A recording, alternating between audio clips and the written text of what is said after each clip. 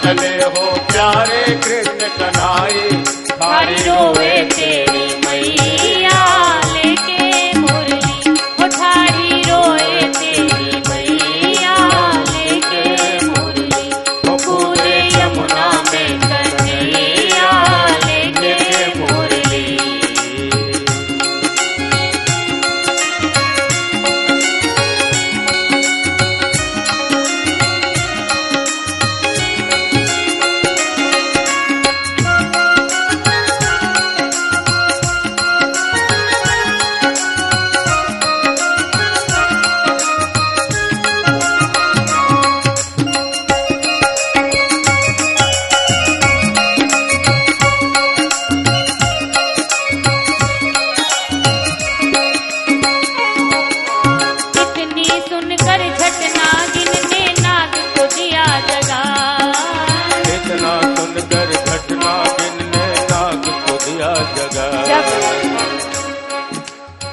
हमारे बाकी बिहारी लाल जी पहुंचे गेंद लेने के लिए।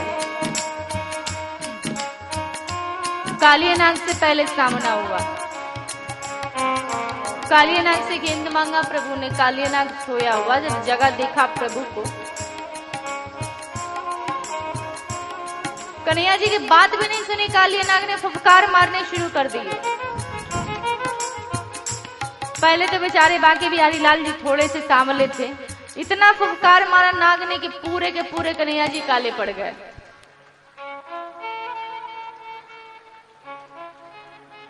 कन्हैया जी कहने लगे मैं गेंद लेने के लिए आया था, लड़ाई किए, युद्ध किए कालिया नाग से, और तू मुझे फुफकार मारी जा रहा है।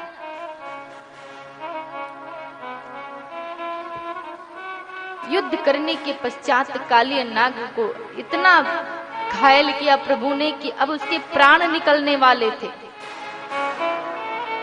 कि तब तक नाग पत्नियां आई, प्रभु के पैर पड़ गए, प्रभु क्षमा करो, जीवन दान प्रदान करो प्रभु, अपराध हो गया, ये आपको जान नहीं सके। और नाग के फन पे प्रभु नृत्य करने लगे। बोले प्रभु ऐसे बाहर चल, और तुझे यहां नहीं रहना है, पहले तू वचन दे कि तू यहां नहीं रहेगा। कालिया नाग ने विनती की, प्रभु मुझे तो श्राप मिला हुआ है ना, इस स्थान को छोड़ के कहीं अन्यत्र यदि मैं चला गया तो मुझे गरुड़ जी खा जाएंगे, छोड़ेंगे नहीं।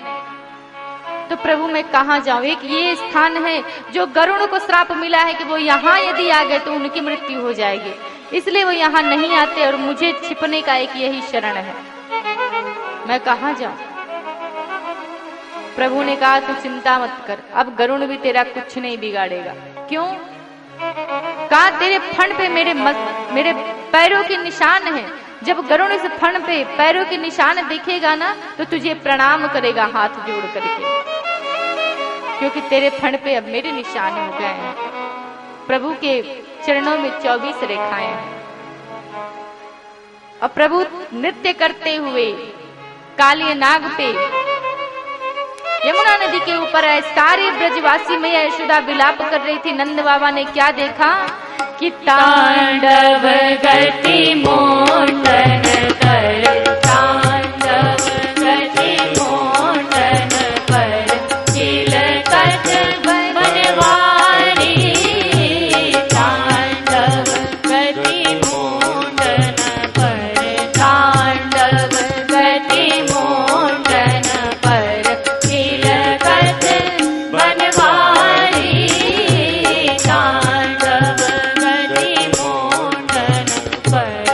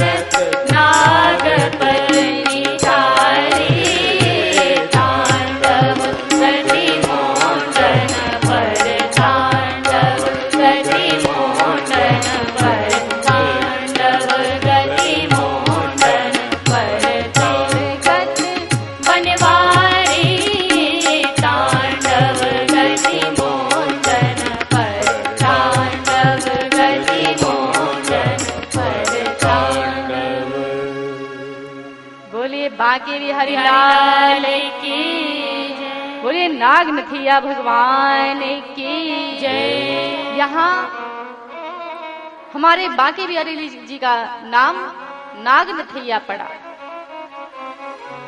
तांडव नृत्य करते हुए प्रभु बाहर आए।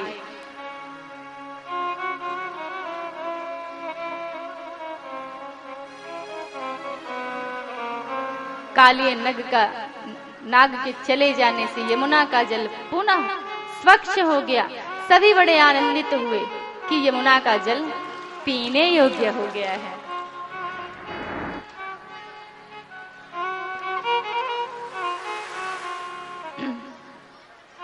बहुत विशाल अग्नि लगी और प्रभु ने सबको बचाया। सब दौड़ते हुए प्रभु की शरण में गए।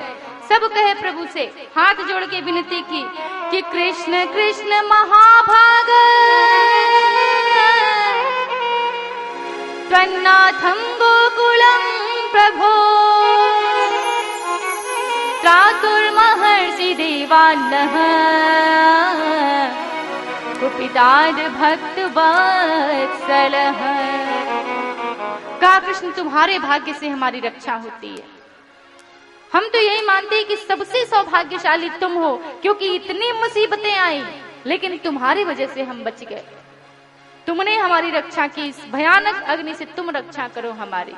और हमारे बांके बिहारी लाल जी उस पूरी अग्नि को पी गए। पूरे ब्रज को दावानल से बचाया।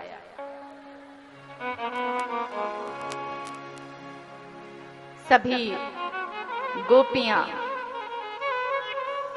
नग्ना अवस्था में नृत्य स्नान कर रही थी यमुना नदी में।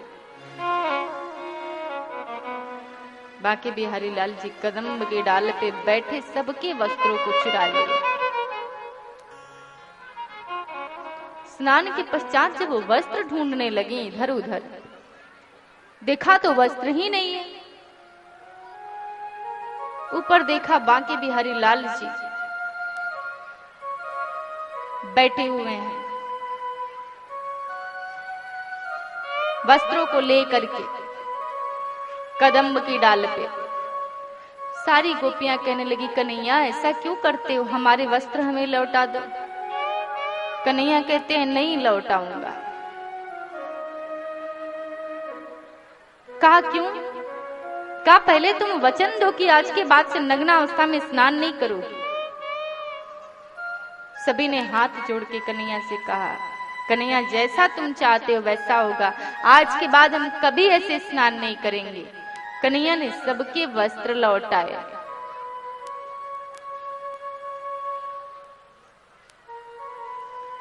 पुनः प्रभु ने प्रलंबासुर का उद्धार किया।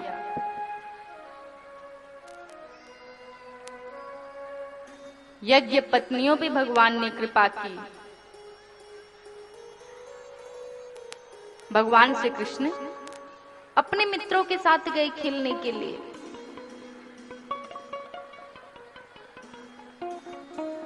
और वहां जाकर के उन्होंने यज्ञ पत्नियों पर कृपा करी। प्रभु ने नंद बाबा को वरुण लोक से छुड़ाया। 4 बजे से पूर्व ही नंद बाबा एक दिन स्नान करने के लिए उठ गए।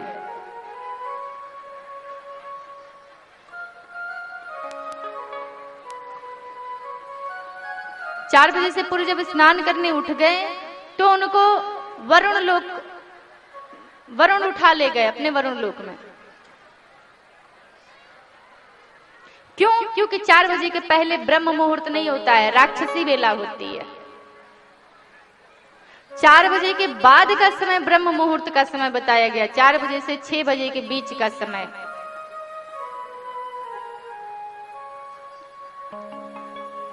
ऐसा शास्त्रों में वर्णन आता है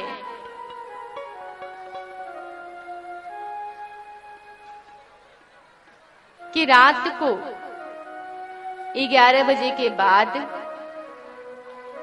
और सुबह 4 बजे से पहले किसी को स्नान नहीं करना चाहिए। भोजन नहीं करना चाहिए या फिर पढ़ना भी नहीं चाहिए। क्यों? क्योंकि उस समय राक्षसी बेला होती है और कलयुग के यथा कथित सुधरे हुए लोग रात को 11 बजे के बाद भोजन करते हैं। 11 बजे के बाद का भोजन राक्षसी भोजन होता है। जो भोजन करता है वो राक्षस की श्रेणी में आता है। सुबह 4 कई पूजा ऐसा होता है ना, कोई महोत्सव होता है तो लोग विचार करते हैं हम 2 ही बजे उठ करके नहा लेंगे, 3 ही बजे उठ करके नहा लेंगे। तो 4 बजे से पहले जो नहाता है वो राक्षसी बेला में स्नान करता है। इसलिए 4 बजे के बाद ही कोई कार्य करना चाहिए। नंद जी 4 बजे से पहले ही उठ करके स्नान कर लिए।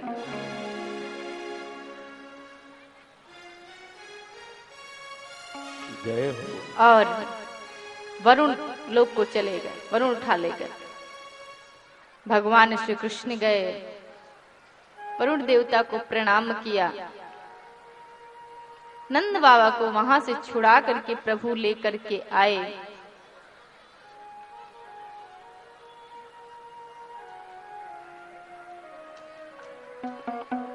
पुनः सारे ब्रजवासी सब तैयारियां कर रहे थे इंद्र की पूजा की, कि इंद्र का पूजा करेंगे, इंद्र की पूजा करेंगे हम सभी। क्योंकि इंद्र वर्षा करते हैं तो अच्छी उत्पत्ति होती है अन्न की। सारे लोग इंद्र की पूजा किए, फिर भी वर्षा नहीं हुई। पुनः पूजा करने की तैयारी किए, कृष्ण ने मना कर दिया। नंद बाबा से कहा कि अब इंद्र की पूजा नहीं होगी। नंद बाबा ने कहा कृष्ण, इंद्र की पूजा तो अति आवश्यक है, परम आवश्यक है। क्योंकि इंद्र जब प्रसन्न होते हैं तो वर्षा करते हैं और अनाज की उत्पत्ति होती है, जिससे सभी गोप बालक हर्षित होते हैं, हम सभी हर्षित होते हैं, सबका जीवन चलता है। भगवान कृष्ण ने कहा ये इतना अभिमानी हो गया, पूजा विग्रहण करने नहीं आता है और वर्षा भी जितनी चाहिए उतना नहीं करता है, इसलिए अब इसकी पूजा नहीं होगी। नंद जी ने कहा तब किसकी पूजा होगी? कहा हम गोवर्धन की पूजा करेंगे। ये गोवर्धन कौन है? स्वयं हमारे बांके बिहारी लाल जी, ठाकुर जी ही गोवर्धन है। कहा गोवर्धन की पूजा कहाँ? हाँ,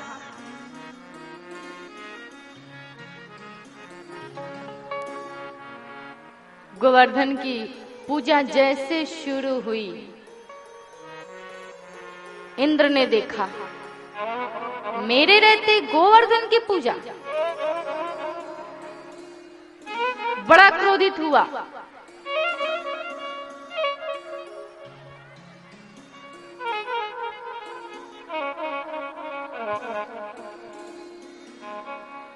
इंद्र को क्रोध आया। वेद व्यास जी महाराज लिखते हैं इतना क्रोधित हुआ ये जान करके कि मेरी पूजा नहीं हो रही है,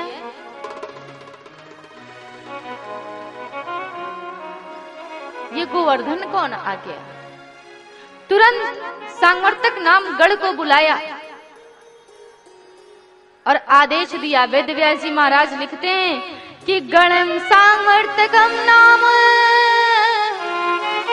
मेघानाम चांतकारिणम इंद्र प्राचोदयत् क्रुद्धो वाक्यम चाहिष्मान्युता। सांवर्तक नाम गढ़ को आज्ञा दी कि जाओ,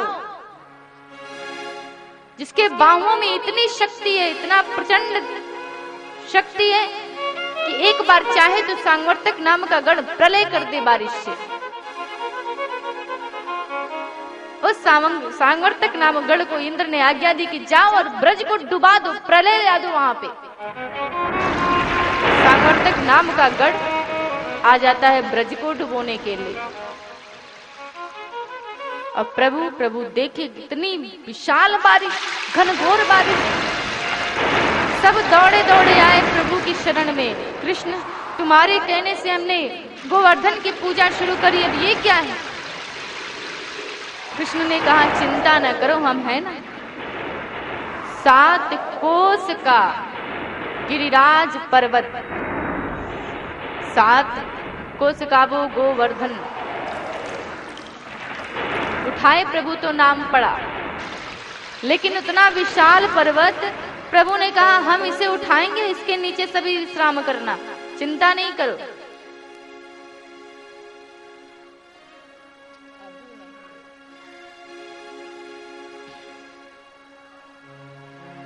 प्रभु सबसे कहे और गोवर्धन को प्रभु ने कनिष्ठ का उंगली पे, सबसे छोटी उंगली पे धारण किया, उठाए। जैसे उठाया सारे गोप बालक जितने भी ब्रज के ब्रजवासी थे सभी डंडा लेकर के, छड़ी लेके आ गए कि अरे ये नन्हा सा कन्हैया कनिष्ठ का उंगली पे पर्वत को उठा रहा है। सब अपना अपना डंडा लगाते हैं, खड़े होते हैं और इंद्र, प्रचंड बारिश हो रही है इंद्र के आदेश से। सारा ब्रज किनारे किनारे का सब देख रहे हैं कि बारिश हो रही है और सभी ब्रजवासी बड़े सुरक्षित हैं उस पर्वत के नीचे, सब आनंदित हैं। भोजन की भी व्यवस्था, ऐसा लगता है कि बस वही घर है, किसी आनंद में किसी की कोई कमी ही नहीं है, सब प्रसन्नता पूर्वक है।